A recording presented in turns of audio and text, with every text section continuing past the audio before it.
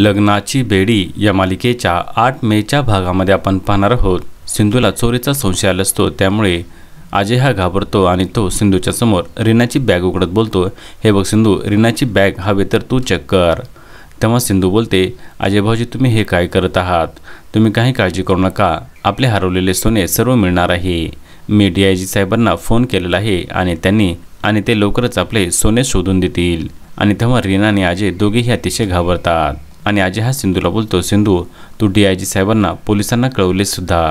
तेव्हा सिंधू बोलते, हो, आता लवकरच ते तपास करण्यास सुरुवात करतील। आणि आपण पाहतो त्यावेळेस अजय आणि रीना दोघेही अतिशय घाबरतात। आता पुढे येणाऱ्या भागामध्ये आपण पाहणार आहोत रीना आणि अजयची चोरी कशा प्रकारे सिंधू सर्वांच्या समोर आणणार हे पाहणे अतिशय रंजक ठरणार आहे।